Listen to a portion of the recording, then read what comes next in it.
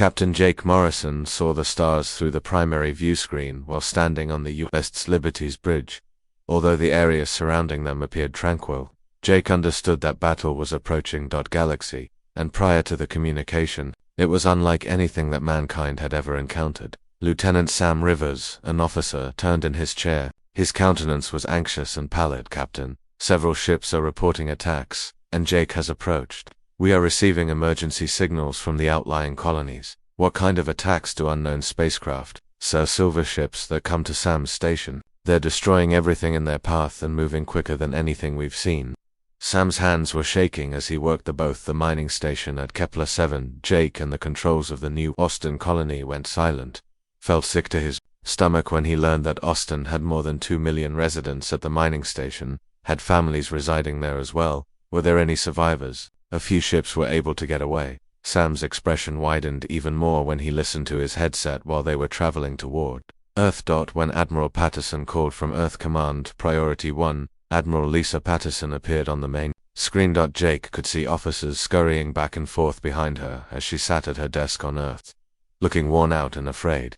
Admiral Patterson said, "Jake," without extending a welcome, "how come everyone looks scared? How quickly can you return the Liberty to Earth?" 3 days at top speed. Jake answered, "Admiral, what's going on out there?" Patterson wiped her brow and said, "We're referring to it as the Saharian Empire. The survivors are referring to them as Jake. In the last week, they have destroyed 12 military installations and 15 settlements." Kelly Brooks, Jake's principal engineer, said, "We have never seen ships like theirs." Came forward. She was a tough woman with 20 years of starship service. "What kind of spacecraft?" "Have energy weaponry that pierce our atmosphere and admiral crystal-like holes that appear to bend light around them." Jake Patterson hesitated and said, "Shoulders, like they're not even there.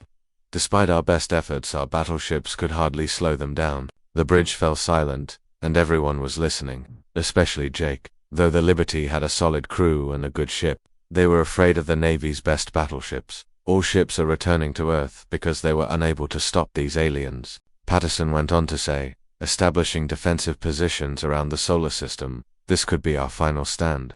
Jake nodded. "And we'll arrive in 3. Jake and Admiral Good bring everyone home these days.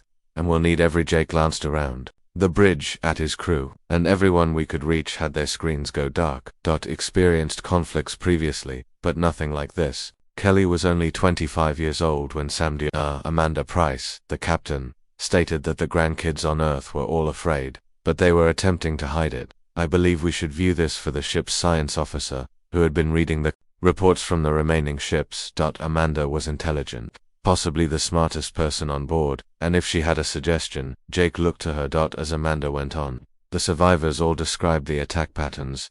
These Zephyrians always employ the same strategies and strike in perfect formation, giving the impression that they're a." Jake asked, "What are you thinking?" "I'm thinking they've done this a lot and have mastered it." Amanda displayed a star map on her screen, showing the survivors their tactics for attacking other species. Report observing the Zephyrian fleet's hundreds of distinct ship types, not merely moved closer to examine the chart you believe they're using, but there were also ships from other species in addition to Zephyrian ships.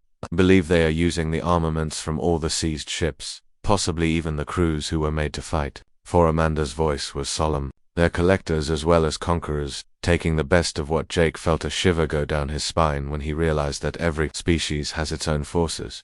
"Based on the ship types of the survivors, how many species do you believe they have conquered?" Amanda gazed straight at Jake Captain, who stated that there were perhaps hundreds or even dozens. "Believe that before arriving on Earth.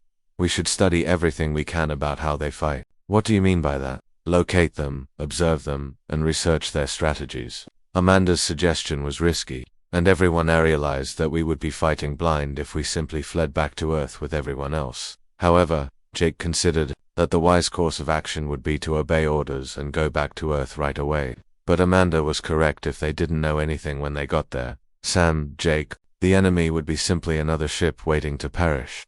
"I want to speak with the survivors directly, so I'm planning a route to intercept the refugee ships." Sir Jake Walker.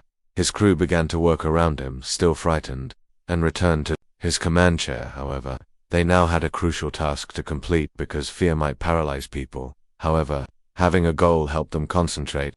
and 2 hours later they caught up with Aether, skipper of the damaged freighter. The New Hope was an elderly man named Bill.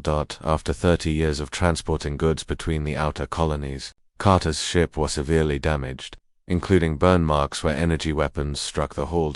In the Liberty's conference room, Jake saw Captain Carter, who was trembling as he related how they came suddenly. The area surrounding New Austin was deserted 1 minute, and next there were hundreds of silver ships simply began to materialize like ghosts without warning. Gunfire. What was the duration of the battle?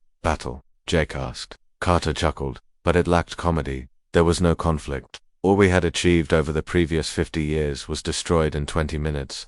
Amanda Lynn, did you observe how they executed flawless lines as if they were dancing? Forward. Our defense platforms fired at them rather than engaging in combat, but their shields just absorbed everything before they would. Jake and Amanda exchanged glances as they fired back, and whatever they hit just vanished. Captain Carter, Jake carefully stated, we're thinking about going, which matched what the other survivors had reported. Carter looked at him as if he were studying them to see how they fight. Crazy son. If you return there, you will die for no other reason than that these things aren't like they simply eliminate everything in their path and go on to the next one. They don't make mistakes or grow weary. Jake had a discussion with his senior commanders following Carter's departure. I know this is dangerous, Jake said, as the room filled with anxious expressions. But I think Amanda is right. We need to learn before we engage in actual combat with these Xyrians. Kelly was the first to speak. Respectfully lead one ship against their whole fleet that poses no threat. If we're smart about it, we don't engage them. We just watch and learn their patterns. Amanda said, that's suicide. Determine how they believe. Sam appeared anxious, but what if they notice us first? The Liberty is fast, and we stay at extreme range, Jake stated as we ran. Passive sensors. If they detect us, we instantly leap into hyperspace. The chamber was silent for a while before. I suppose dying here is preferable to dying on Earth and taking 2 billion people with us, said Kelly with a sigh. Jake said anyone in the room who want to board one of the refugee ships can do so without being questioned. Volunteer only. And despite the fact that no one moved, Jake was proud of his crew. All right then, he responded. Let's go learn how to fight the impossible. He was afraid of what they were going to do. Captain Jake Morrison of the USS Liberty had been observing the Zephyran fleet for 3 weeks. He stood in the shade of his crew, silently worked at their bridge while observing the hostile ships glide over the starfield like lethal silverfish. Lieutenant Sam Rivers looked up from his communication, fearing that even a whisper could reveal their whereabouts.